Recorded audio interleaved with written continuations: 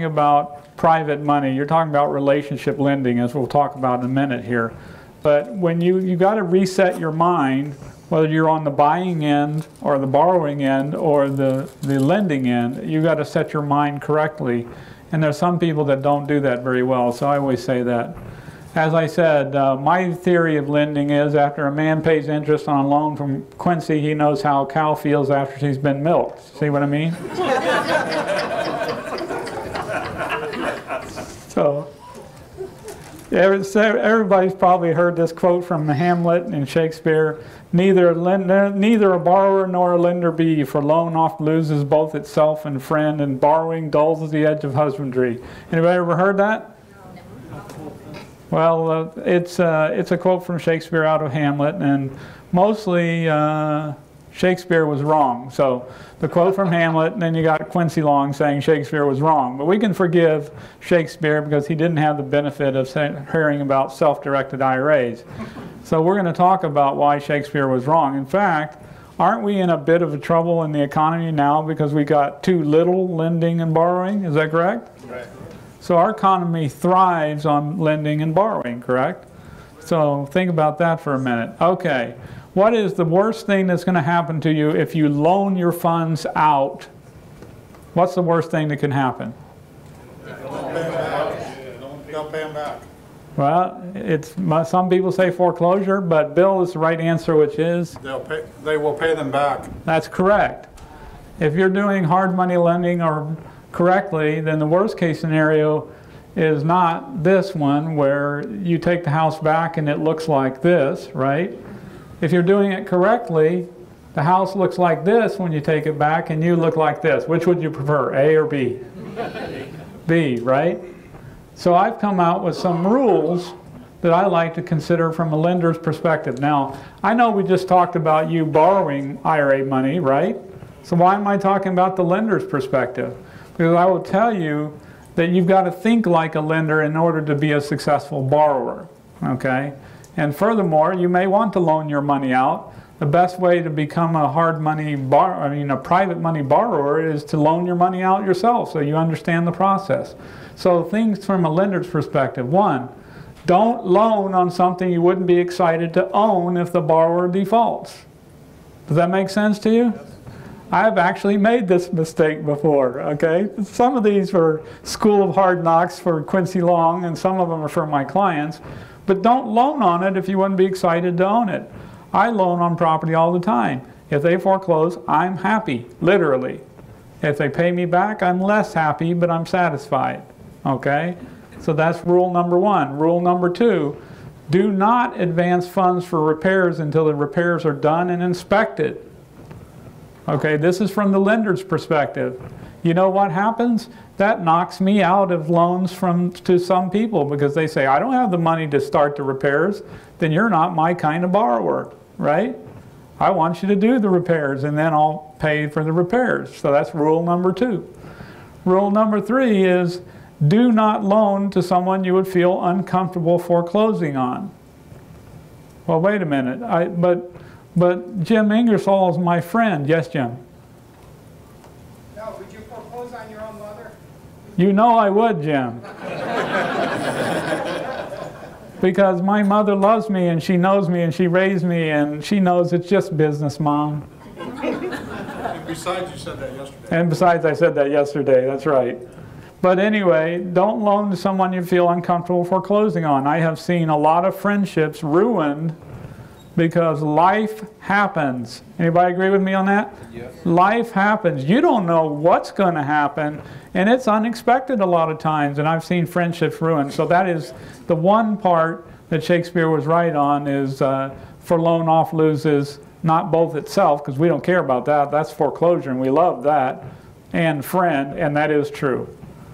Number four, if the loan goes into default, don't delay, take action immediately. By the way, this also applies to rental property, okay? None of us want to think that we ever make a mistake in investing, is that correct? Because that's uncomfortable. So, but if it goes into default, you need to take action immediately. If the tenant doesn't pay, you take action immediately. You can always, here's a good one, You can always stop something that you started, but you can't finish it until you begin it. Say that again. I said you can always stop something once you've started it, but you can't finish it until you've begun it, or began it, whatever the right word is. Okay? So I had a client one time, I always tell this story, I had a client one time, and the client called me up and says, Quincy, he's not paying. I said, John, did he do the repairs? He said, yes. I said, great, start foreclosure immediately. He says, but he says he just needs a little more time. I said, great, tell him he has until next first Tuesday of the month, and you wish him well and hope he makes it. You all think you're laughing. I'm serious about this. That conversation took place. Now, he didn't follow my advice exactly, but he eventually took the property back, and because he had done it correctly, he sold the property for enough to get his money back and took back a second lien that they paid on for several years, so he made a profit on the deal. Okay? Any questions on that? Rule 5, collect interest monthly. And there's 3 reasons you want to collect monthly interest on a loan that you have made out of your IRA. Reason number 1 is you need a method of easily telling if they're in trouble. Does that make sense? Yes.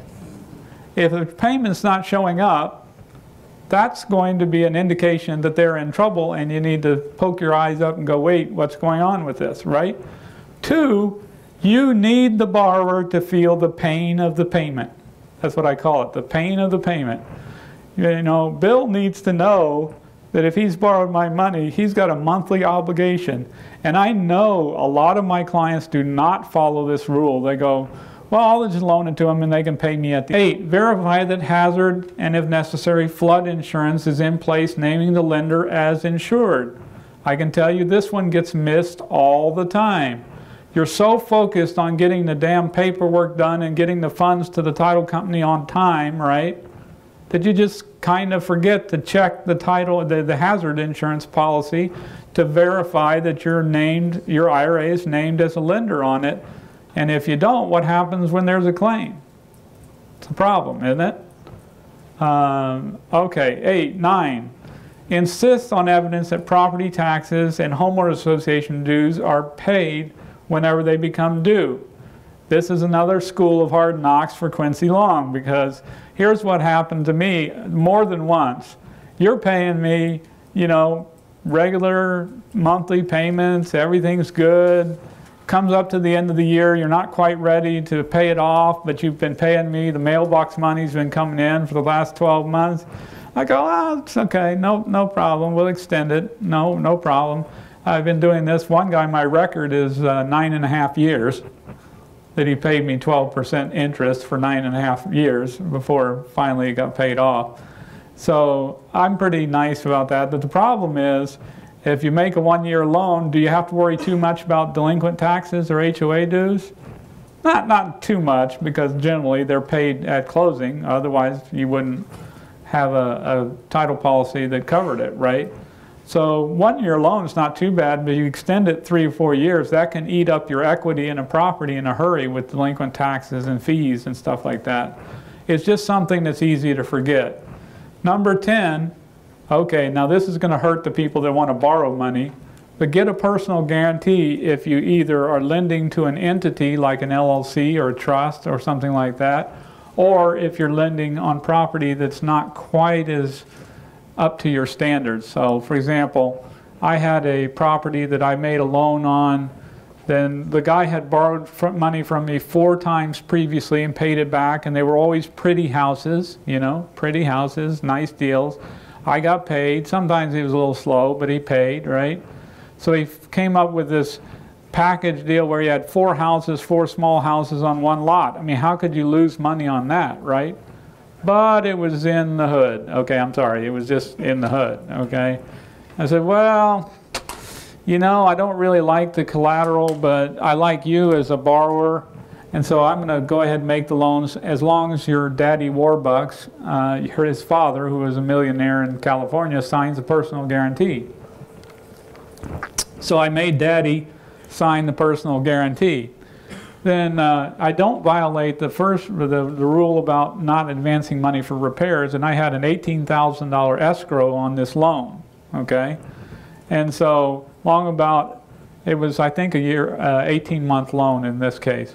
Long about a year down the road, I was looking at my records and I noticed he'd never requested the repair funds. I thought, I think I better go check on the house and see what's going on, right? So I went over there to the hood and checked on the house, and somebody had relieved it of its copper plumbing. Anybody ever happen up here? They like to steal copper down in Texas. Told all the copper, all the fixtures, the windows, and the whole thing. So, you know what I did? What did I do? I kept on collecting the monthly payments that kept showing up. At the end of the 18 months, I think he thought I would just take the property in foreclosure. I didn't. I decided I didn't want to do that. So I sent the borrower and Daddy Warbucks a letter informing them that I was not going to foreclose, the loan was due, and if they didn't pay, then I was going to file suit in Texas. And oh, by the way, they lived in California. I was going to file suit in Texas, domesticate in California, and come after them.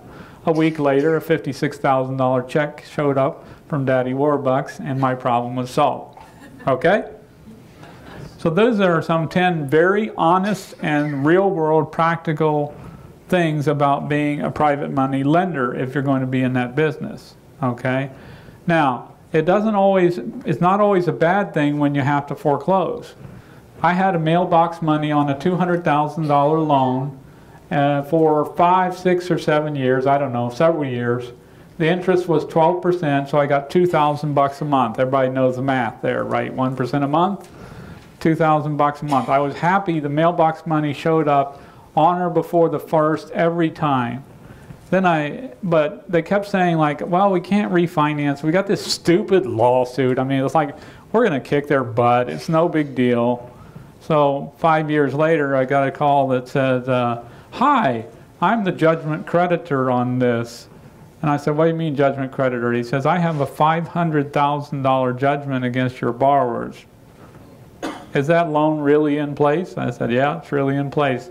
Bottom line is, there was then no way for them to ever pay me off, right? Because they had a $500,000 judgment. So I foreclosed on the property, and now instead of getting $2,000 a month, I had the tenant is operating a kennel and paying $3,500 a month, and will soon buy it from me, probably in the next 2 months, buy it from me for $350,000. Is that okay? Is that good enough? So that's what I call a happy foreclosure story.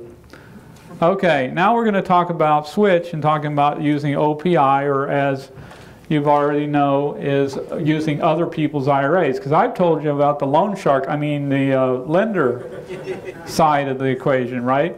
Well, there's another side, and that's to be a private money. See, I almost messed up, didn't I? A private money borrower, and how do you do that, or what's the theory there? One is you can, as Jim correctly points out, you can create your own private financing source. I know people, and I'm not exaggerating, that have raised millions of dollars through nothing more than networking at meetings like this and getting to know people who had self-directed IRAs and who wanted to borrow money to do their real estate deals. Millions. And it wasn't hard to do.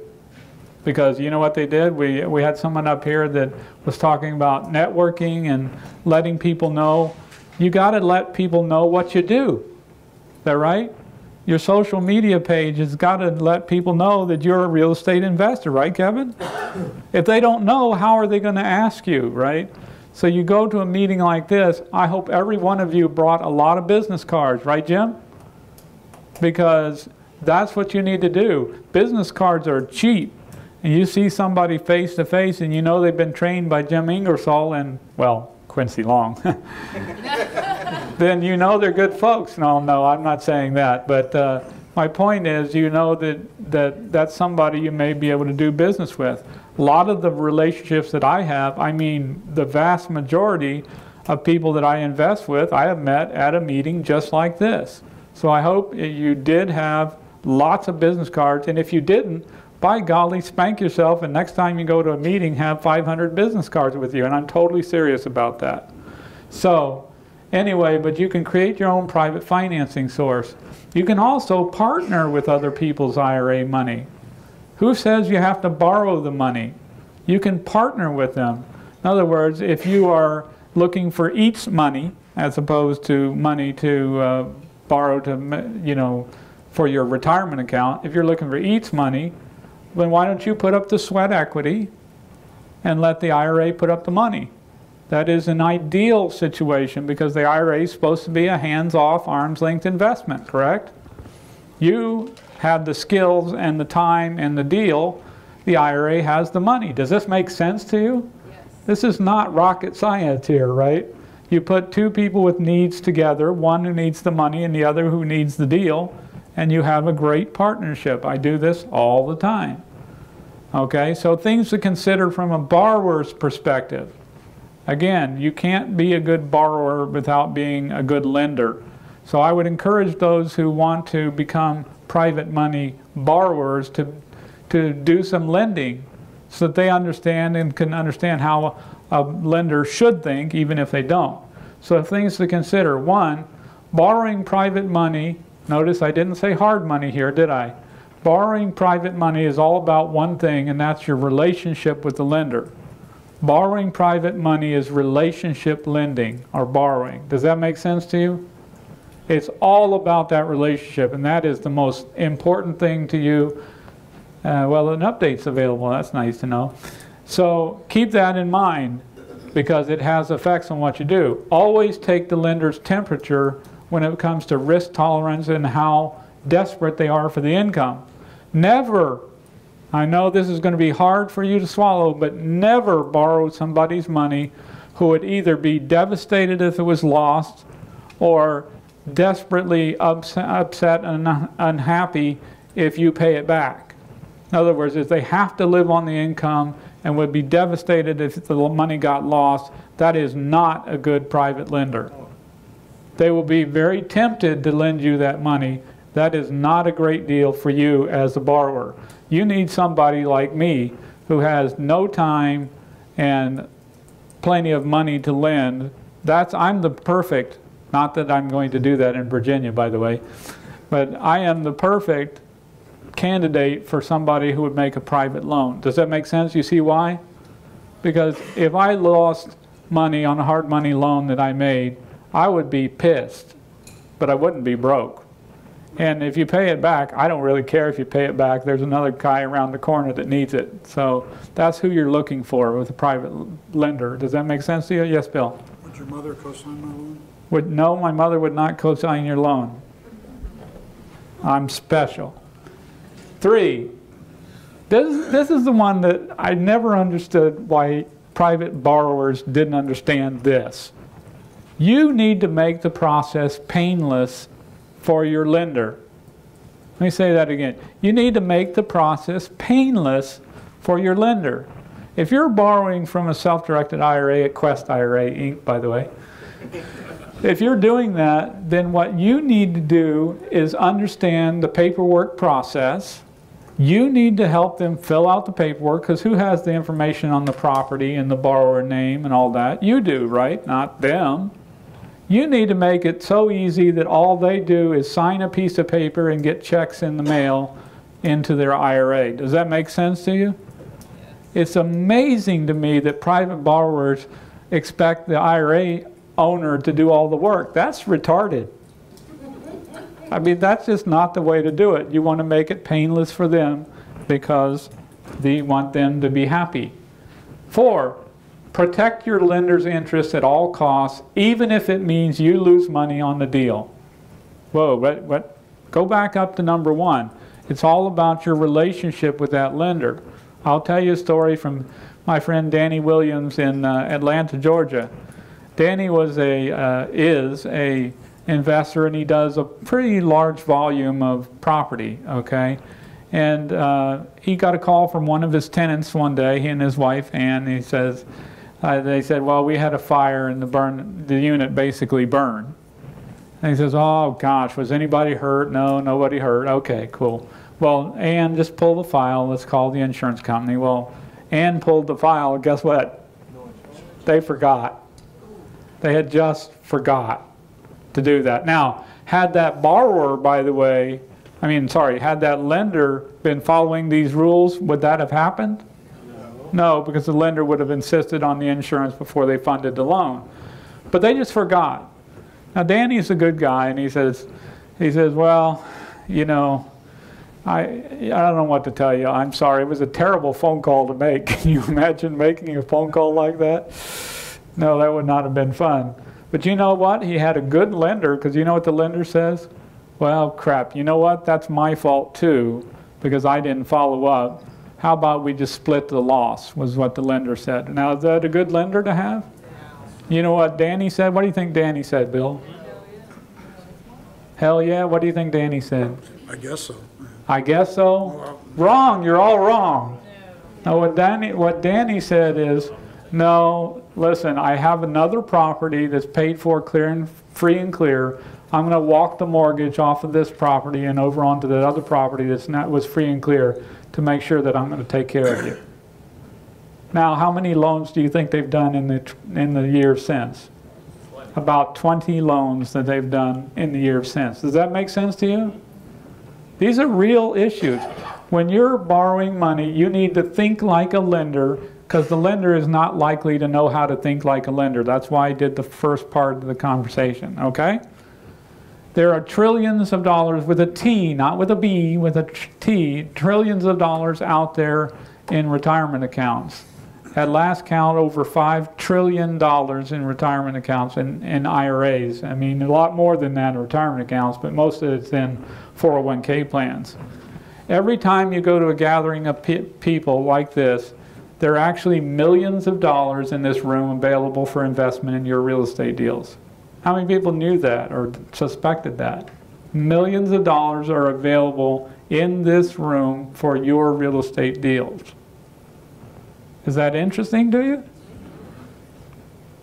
You basically have, I've already done the introduction to self-directed IRA investing, but even if it's private money and the lazy money they have in the bank, you simply share with them that you can help them recover their stock market losses or buy loans secured by real estate. Or you can put it another way, let me get you a higher yield than you're getting at that stingy bank. I mean, you know, the pitch is different according to the time, but really it's the same. I am a trained professional real estate investor, and I can help you securely make your funds make an additional money above what you would get in other places. And it's not going to be one of those Bernie Madoff with all my money situations, right? Because you can go buy the collateral, you can feel it, you can touch it, you can smell it. Well, hopefully you can't smell it, but you know what I'm talking about, right? Is that a hard sell, really? Peter, is that a hard sell? I don't think so. I mean, if you can't sell that, you shouldn't be in the business, okay? Always emphasize that as a real estate investor, you're helping the economy to recover by improving property values, and that their investment is socially responsible, right, David? Yes, sir. I mean, if you loan money to me and I take a house that's a rat mess and I fix it up and make it into a home for somebody, have I done a socially responsible thing by doing so? Sure. So not only does it help you, Alan, to make money, but you help the economy and you help them feel good about what they've done. It's not like if you invest in an oil company, Exxon or something. Where does Exxon go if they want to make profit? Wherever the oil is, right? If that's in Chad, they go to Chad. If it's, you know, it doesn't matter where they go, and that's okay. That's what they owe their shareholders. But some people feel like social responsible investing is a good thing, and that's another great point. Always provide the prospective lender with all the details of the transaction, including your price and comparable sales and your repair list, because they want to know and feel secure that you know what you're doing. Some people give me flack about this. I go like, no. They said, we don't want to share that information. Of course you want to share that information. You want them to show how good you are at what you do. How many people in here have a success book? Oh, here we go with another aha moment here. How many people here have a success book? None of you have a success book? Okay, we got one back there. Really? Okay, well here's an aha moment for all of you. Have a success book. A success book means you take a picture of your settlement statement when you bought it, right? You take a picture of the house in its worst condition. You take a picture of it when you fix it up or as you fix it up. And you take a picture of that settlement statement in that big fat check or wire when you sell it. If you're trying to borrow my money, would that impress me, Mark? Absolutely. It would really impress me if you had a success book. If you haven't done that, by golly, you better do it on your next deal. Does that make sense to you? That is, whether you're flipping, it doesn't matter. Whether you're flipping, you're repairing, whatever. If you want to use somebody else's money, show them that you know how to use other people's money. Okay? Does that make sense? Okay, how would you do this in the IRA? I'm just going to go over this real quickly. Suppose you had a $98,000 loan on a $140,000 piece of property. That, by the way, is a 70% loan to value. I would never go above 70%, including repairs on property. That's called the maximum allowable offer. You guys have heard that before. It's a good rule as a lender, too. Because if you have to foreclose and then resell the property, you need that 30% equity in order to make sure that you get out of it whole as a borrower, as a lender. Suppose there's 10% interest rate. We see interest rates widely vary from 5 or 6% all the way up to 18%. So it just depends on what you and the borrower negotiate. Interest-only payments is very common in self-directed IRAs. Doesn't have to be that way. It's just very common. And usually the loans are no more than a year. Sometimes as short as 3 months and as long as 18 months or even occasionally 3 years. But there's always a short-term deal on it. And usually there's some minimum loan term, 3 months. It's not uncommon to have an origination fee or two, a point or two. And usually, here's an important point for you as a lender. Normally, the borrower pays all the fees for the preparation of the title work, the title insurance policy, the fees for Quest IRA Inc. Everything is paid for the borrower. I have people that have paid me $20,000, $30,000 in fees and never paid but anything but the account opening fee. Yes, Mark? Can you still do the balloon payment? Yeah, these are investor loans typically. They're not typically loans to homeowners where you have to worry about balloon payments and whatnot. I really recommend you stay away from loans to homeowners in your IRA because there's too many regs and regulations like Dodd-Frank and the SAFE Act, and it's not worth it in my view. But thanks for the question. Okay, so what would you do? Well, you would complete the direction of investment form. The note would be drawn up how? Quest IRA Inc., FBO, Jack Brown IRA number 134566731. You would approve, Jack, the IRA owner approves the docs, right? Because it's always a self-directed IRA. You guys remember that part, right? And then the deed of trust is recorded or mortgage is recorded and returned to Quest, and then we send that to our vault in Kansas. Because the regulators require us to have original documentation in Kansas, in the state of Kansas, where our custodian is located. So it's just a real simple, quick, and easy way how to do a note. Okay, some things to remember when you're talking about private money, borrowing or lending. You cannot loan your IRA to yourself or any other disqualified person. We already talked about in that last session. Anybody have any questions about that? You and the borrower are free to set your own loan terms. We're not going to make a judgment. If you want to loan somebody money at 5%, that's okay. If you want to loan it at 18%, that's okay. We're not going to make a judgment on whether the loan is a good idea, a bad idea, a high interest rate, a low interest rate, a usurious interest rate, or whatever. Does anybody know what I'm saying? You guys understand what I'm saying when I said a usurious interest rate, right? Is there anybody who doesn't understand usury? It's okay if you want to raise your hand. Go ahead and explain it, Quincy. What? Go ahead and explain it. Okay, do you guys all understand it? No. No? Okay, if you don't understand it, I need your name, address, email, phone number. Okay. Yeah, there's in every state, well, in almost every state, there's a maximum amount that you can charge in interest before you're considered to violate the usury statutes. Violating the usury statutes on a lender, on a loan to an investor, is usually the penalty is not all that bad, but violating the usury statutes to a person who lives in the home, a consumer, is usually a really bad idea. That's why I stay away from that. But it's illegal interest if you can, or interest in excess of the legal limit. So just keep that in mind. An IRA can loan money secured or unsecured. We already talked about that. Okay, so now I'm going to tell you just a few stories before we quit for this session, and I don't know, maybe for the day to be up to Jim on that. A few more tales of the lending from the money vault. This is my mom's account. That is not my mom, by the way.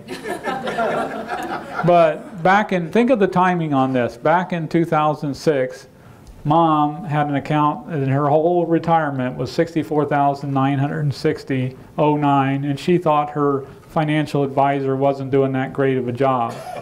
So what'd she do? She says, my son, okay, she's only 70-something, so she's actually didn't say it that way, but anyway.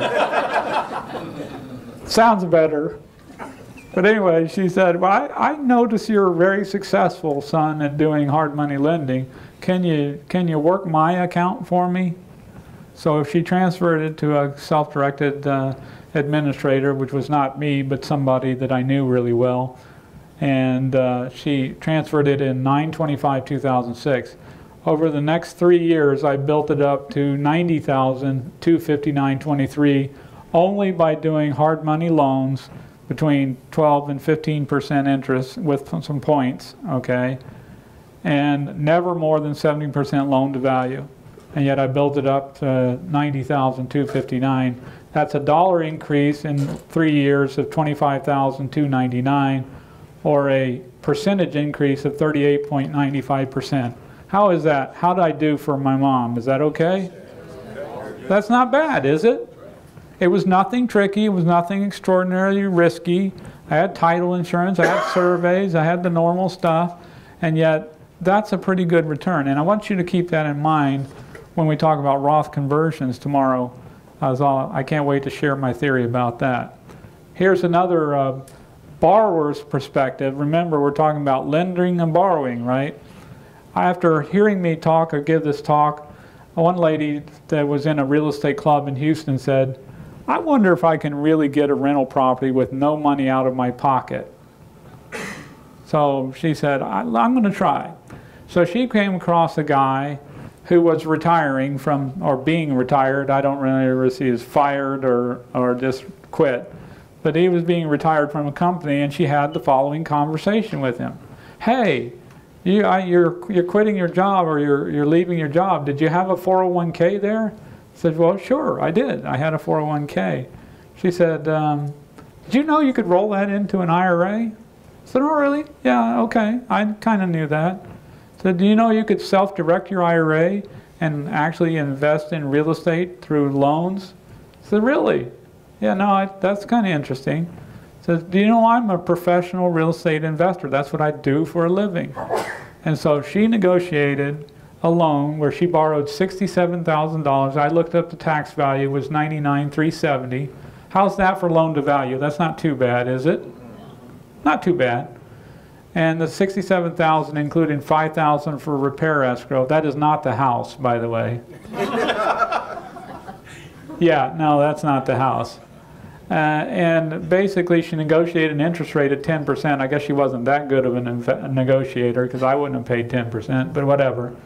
And a loan term of 3 years. And she figured that within 3 years she could get the property fixed up, rented, and rehabbed and resold or turned into permanent financing within 3 years. How much money did she have out of her pocket? Zero. Not one penny.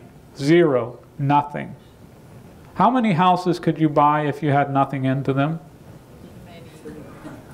All of them, or all of the ones that you wanted. Does that sound good to you? So is self-directed IRA something you needed to learn about this weekend? And we haven't even started. Okay, Here's another way you can do lending, and this is from either perspective, right? So we had one that was from the lending perspective, one that was from the borrowing perspective. This could be from either way. And this is actually a deal that I have done, okay? Because I like to talk about what I've done, because I'm not the naked tailor. One, that wouldn't look very good. And two, I practice what I preach. So this is a deal that I actually did. And the loan amount was $40,000 for a purchase and rehab. Okay, the interest rate was 10%. I know that's lower than my usual interest rate. I didn't even charge any points. Now I know you guys are thinking I'm freaking crazy right now, right? Why would I do something like that? Because not only do I get the 10% interest, but I get my money back plus half of the appreciation when the property is sold. You did a joint venture. That's called a shared appreciation mortgage. Does that make sense to you? Now why would I do that? Because at the time I did this loan 2 or 3 years ago, I'm thinking real estate was on sale. Jim, was real estate on sale 2 or 3 years ago? Yeah? Oh, we'll say he said, yeah, his wife says yes, so therefore the answer is yes. So if real estate was on sale, I was willing to reduce my interest rate. I know it doesn't sound like it, but I was willing to reduce my interest rate and bet on the real estate coming back eventually to the point where I would make more profit by having a lesser interest rate and half the appreciation. Everybody see where I'm going with that? Now, why would my partner in that deal do such a thing? Why would he do that? You bring in the money to the table? Because he didn't bring anything to the table. He got half the appreciation. He got all the depreciation because I don't need the depreciation. I was in the lender position. And he got cash flow.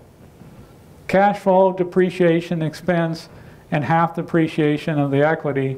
That's not a bad deal for him. How many deals could he do if he had nothing into them? All of them. All of them. All of them. Do you like this stuff? This is using other people's money and using your money to benefit other people. Oh, I had to throw some notes in there for my friends Kevin and Barb Thomas, okay? Because you can also buy existing notes. We talked about originating notes, but you can buy existing notes. In this case, this was a partial note purchase. I just, by the way, bought a note in my HSA account like last night, okay? I'll tell you about it when we get to that section if we do. Okay, so this was a partial note purchase, and you can talk to Kevin Thomas and Barb Thomas about how to do partial note purchases if you're interested in that. Right, guys? Right. Anyway, the note purchase out of the IRA, a Roth IRA, came $10,575 that paid off 7 months later, or 6 months later, or no, it's a year and a half later, sorry. It paid off, and the profit on that $10,575 was $11,780.69. Is that good for a year and a half? 100 and something percent in a year. That's not bad. It's good, right? That's a 70%, 74.27% annualized return on investment. Is that good? Yes. That's not bad, right? So how about this one? This was another partial note purchase done on 3/10 of 2006. The Roth IRA paid $13,800 for it, and it must have scared the borrower, because 2 months later the borrower paid it off, meaning the IRA made $5,035.51 on a $10,000 or $13,800 investment in 2 months. That doesn't sound like a very good deal. Why am I putting a small deal like that up there, Bill? Because the annualized yield on that was 219%. Is 219% good enough? I like it. I'll take it. Okay, so my final thought on this topic is, open a self-directed IRA today. Subliminal message here. Just subliminal. I can't help you with that, by the way. Okay, and that's it for this section. Yes, thank you. Would that be Quest IRA?